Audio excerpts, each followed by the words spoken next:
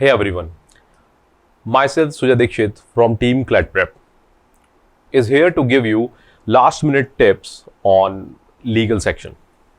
देखिए, वैसे तो सारा ही कुछ क्लासेस, बहुत सारी क्लासेस में मैंने आपको ये सारी बातें जो आज मैं कहने वाला हूं मैं ऑलरेडी कह चुका हूं, ठीक है। और मुझे पता है कि that now you all are ready and well versed for the paper and you are studying very hard, पर फिर भी लास्ट मिनट रिमाइंडर्स हैं कुछ इंपॉर्टेंट पॉइंट्स के जो मैं आपके साथ आज की इस सेशन में डिस्कस करना चाहूंगा।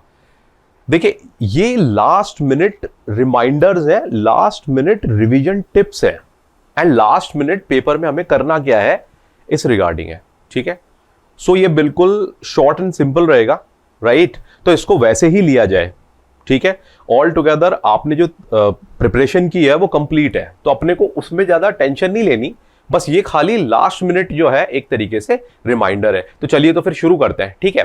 तो देखिए, तो व्हाट ऑल थिंग्स जो हमें करना है, सबसे पहले जो डूज एंड डोंट्स हैं या जो रेड, ग्रेज और ग्रीन जो है पेपर की, उन चीजों को हमें देखना है। देखिए, सबसे पहले इंपॉर्टेंट पॉइंट है कि जैसे ही पेपर आए या जब भी आप लीगल सेक्शन को अप्रोच कर रहे हो, सो सबसे पहले क्या किया जाएगा, लीगल सेक्शन का एक बार एनालिसिस किया जाएगा, ठीक है। एनालिसिस में हमें करना क्या होगा, हम पैसेज को रैंक करेंगे, ठीक है। जो भी ओल्ड पार्ट ऑफ लॉ है, क्लासिकल पार्ट ऑफ लॉ है, जैसे टॉर्ट, क्राइम, कॉन्ट्रैक्ट हो गया, इंटरनेशनल लॉ हो गया, हिंदू लॉ, मुस्लिम लॉ वगैरह, है ना, जो भी क्लास में अपन ने पढ़ा हुआ है या जिसकी हमें लीगल नॉलेज है, वो सारा जो पार्ट है ना, वो हमें पेपर में हम उस हिसाब से अपनी ईज के हिसाब से अपन सेलेक्ट करेंगे और वो अपन पहले करेंगे। और जो भी करंट लीगल इश्यूज है ना, वो वाला पार्ट अपन एंड के लिए रखेंगे, ठीक है। सो अपन ऑल टुगेदर क्या करने वाले हैं, हमारा देखो 35 मिनट्स जो है उससे ज्यादा हम लीगल सेक्शन पे बिल्कुल भी स्पेंड नहीं करेंगे। दूसरा इंपॉर्टेंट पॉइंट है कि जो लीगल सेक्शन के अंदर सबसे इंपॉर्टेंट पॉइंट क्या है, देखो 35 मिनट से ज्यादा हम लीगल सेक्शन में बिल्कुल भी अपना इन्वेस्ट नहीं करने वाले।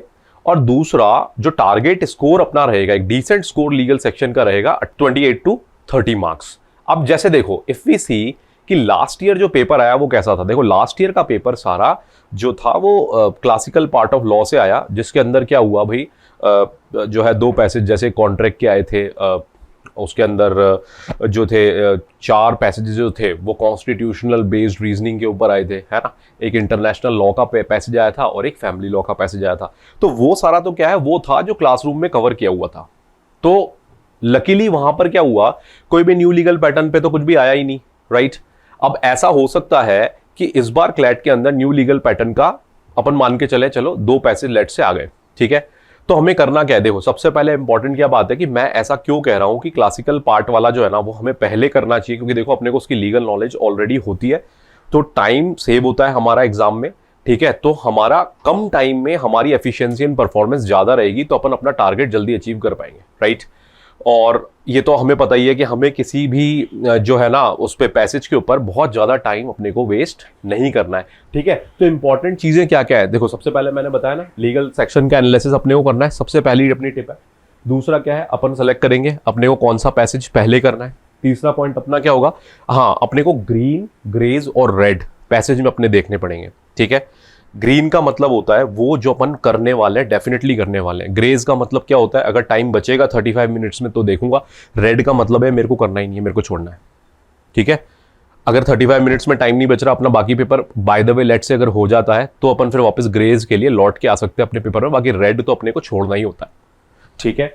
और जो टाइम रिकमेंडेशन है वो ऑलरेडी मैंने बता ही दिया, 35 मिनट्स हमें लेना है। हमें किसी भी पैसेज में बहुत ज़्यादा टाइम जो है वो वेस्ट हमें नहीं करना है, ठीक है। और अच्छा, अब ये तो देखो एग्जाम की टेक्निक है, पेपर में अपने को क्या करना है, राइट। मैंने ऑलरेडी आपको बताया हुआ है कि वो ऑप्शंस बिल्कुल हमें मार्क नहीं करने हैं जो एडवाइजरी होते हैं, ठीक है। जिन ऑप्शंस के अंदर, जैसे जिनके अंदर किसी ना किसी तरीके की they are using some emotions, emotionally charged options जो होते हैं एग्जाम में हमें यूज नहीं लेने होते। क्यों? क्योंकि बिकॉज हम करने क्या वाले हैं, हम उस लीगल नॉलेज पे बेस्ड जजमेंट्स देने वाले हैं। हम ऑप्शन लगाने वाले हैं कि भाई एज अ जज हमारा ये जो है जजमेंट होगा, ये ऑप्शन हमारा आंसर होगा। तो भाई it should be judgment means why the person is liable with a reason, तो वो एक सेंसिबल ऑप्शन है जो हमें लगाने, ठीक है, तो एक पैसेज पे बहुत ज्यादा टाइम हमें वेस्ट नहीं करना है। अब देखो सबसे इंपॉर्टेंट चीज क्या है कि एग्जाम से पहले हमको क्या करना है, एग्जाम से पहले सबसे इंपॉर्टेंट चीज करनी है, आई नो आपने पहले कर लिया होगा, अगर नहीं किया है तो इसमें ज्यादा टाइम नहीं लगेगा। Revise all the terminologies, important terminologies of each and every section. जैसे टॉट में क्या क्या आता है, बेसिक उनकी डेफिनेशंस क्या है, ठीक है, कौन सी चीज क्या कहलाती है, ये सब चीजों को एक बार अपने दिमाग में आप बिल्कुल बिल्कुल रिवाइज करो। जैसे अब कॉन्ट्रैक्ट तो बिल्कुल कर ही लेना, और कुछ करो ना करो, ठीक है, क्योंकि वो फिर वो बहुत ज्यादा टेक्निकल हो जाता है, टेक्निकल टर्म्स अगर स्किप हो जाती हैं तो फिर पेपर में प्रॉब्लम हो जाएगी, ठीक है, और वो अपने को नहीं करना है। तो कुछ इंपॉर्टेंट रिविजन्स वो कर लेना। लॉ ग्रिड मैगजीन है, देखो लॉ ग्रिड मैगजीन जो है आप उसके लिए में से अभी अपने को कुछ अपन कोई एक्स्ट्रा एफर्ट नहीं कर रहे, ठीक है, मैं ये नहीं कह रहा कि अभी आप पढ़ना शुरू कर दो, मैं मान के चल रहा हूं आपने पढ़ ली होगी, मैंने पहले भी क्लासेस में कई बार कहा है कि लॉ ग्रिड को पढ़ना बहुत जरूरी है, न्यू लीगल पैटर्न में यही हेल्प करेगा। पर बाय द वे अपन ने नहीं पढ़ी ना तो फिर तो आप ये मत करो, लेकिन अगर आपने पढ़ी हुई है तो रिवीजन में अपने को क्या करना है, अपने को ना लॉ ग्रिड ले लेनी है मई टू नवंबर की, है ना। फिर सबसे इंपॉर्टेंट टिप, एग्जाम से पहले take at least 7 hours of sleep, right, that is very much important. एक और इंपॉर्टेंट टिप, फ्लूक्स से बचे, तुक्कों से बचे, ठीक है, पेपर तुक्के से नहीं निकल सकता। लीगल सेक्शन में तो तुक्के पे डिपेंड आप बिल्कुल मत रहना, ठीक है, लीगल सेक्शन वैसे आपको जरूरत भी नहीं पड़ेगी। And last and most important tip जो है वो क्या है कि जब पेपर आएगा तो हमें OMR जो होती है वो सबसे ढंग से भरनी है, ठीक है, उसमें हमें कोई भी गलती नहीं करनी है। So this is all from my side. I hope you all are studying very well and I wish you all the best from my side. Thank you so much.